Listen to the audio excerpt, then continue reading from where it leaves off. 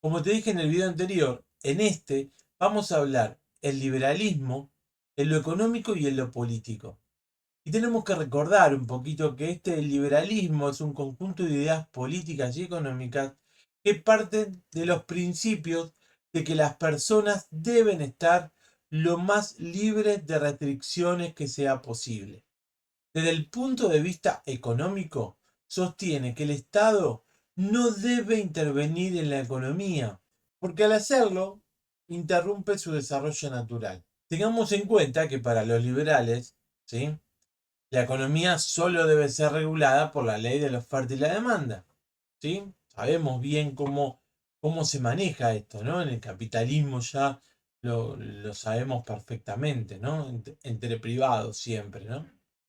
Y dice también que el gobierno no debe restringir las libertades económicas del ciudadano y debe limitarse especialmente a tres cosas fundamentales. Por un lado, defender el país, proteger a los ciudadanos y construir obras públicas que fueran demasiado costosas para la iniciativa privada. ¿Sí? Esto me hace acordar, por ejemplo, mucho a la época de la llegada de los ferrocarriles a la Argentina, por allá por la generación del 80, ¿no? O sea, las grandes inversiones en los ferrocarriles las hacían las empresas multinacionales, digamos, ¿sí? Las grandes empresas británicas generalmente, ¿sí? Francesas en menor medida. Pero claro, las grandes obras de ingeniería, digamos, ferroviaria, que lo podés ver tranquilamente en las vías, en el trayecto de los ferrocarriles, verás que están como invertidos, ¿sí? Las direcciones. Bueno, porque fueron hechos por los británicos precisamente, ¿no? Pero hubo rutas y vías que las empresas privadas, las grandes empresas, decían no tener lo necesario para costear esas obras, ¿sí? Por lo tanto, claro, ¿qué decía el Estado? Bueno, pero yo necesito hacer esas obras en lugares a lo mejor que no son tan rentables para las empresas, ¿sí?, que transportan granos hacia los diferentes puertos, porque también necesito unificar o unir determinados poblados con lugares de mayor circulación o traslado de personas, etcétera, ¿sí? Bueno, esas obras que no eran rentables debía hacerse cargo el Estado, ¿sí? Em, Ahora, según los liberales, ¿sí?, si se les concede libertades económicas a los individuos, a lo largo, ¿esto en qué contribuirá? Bueno, en el bienestar general de todos, ¿sí? Esto, claro, ¿qué significa esto? Bueno, que cada una de estas libertades deben estar garantizadas por un documento escrito, como te decía hoy. Por ejemplo, una constitución, una ley, ¿sí?, que defienda, ¿sí?, eh, digamos, estos derechos o estas normas, ¿sí?, que los garanticen, entre comillas.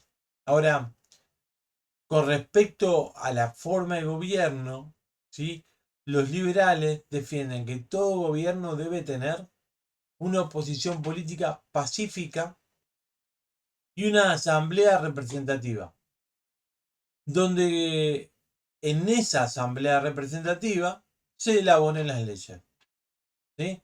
De esta manera, ¿qué es lo que se busca? Bueno, se busca limitar el poder del gobierno y evitar, por ejemplo, que los reyes o los presidentes de un estado, ¿sí?, tengan o se conviertan en gobiernos autoritarios. Por eso hay que tener muy en cuenta esto y conocer muy particularmente, ¿sí?, las constituciones y las leyes de cada país. Para que un gobierno, a lo mejor elegido por el pueblo, ¿sí?, no se convierta en un gobierno autoritario o tiránico. Mirá qué interesante lo que te voy a comentar ahora, ¿no? En cuanto a lo político que veníamos hablando. O sea, una cosa es el poder ejecutivo, ahora fíjate esto, ¿no? Durante el siglo XIX, muchos liberales pensaban lo siguiente, ¿no? Que las elecciones donde se escogían a los miembros del Congreso, por ejemplo, ¿sí? Eh, o en otros lugares el Parlamento, podemos decir, debían estar limitadas. ¿A quiénes? Bueno, estas elecciones solo podían participar aquellas personas que reuniesen ciertos requisitos económicos. ¿Por qué esto? Bueno, porque de cierta manera, ¿sí? Garantizaban los beneficios al sector social al que ellos pertenecían. O sea, aquellos que realmente se beneficiaban, ¿sí? Eran las clases medias industriales, las que te contaba hoy. Por lo tanto, gracias a esto fueron obteniendo esos beneficios. Por ejemplo, más poder político, ¿no? Y lograron competir con el poder de las grandes terratenientes.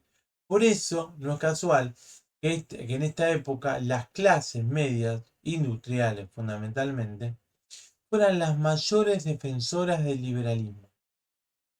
Sin embargo, en el siglo XX, fíjate bien, ¿sí? En muchos países los derechos políticos y civiles liberales poco a poco se fueron expandiendo sobre toda la población. O sea, no quedaron como solamente grandes beneficiarios los sectores medios, sino que fueron expandiéndose.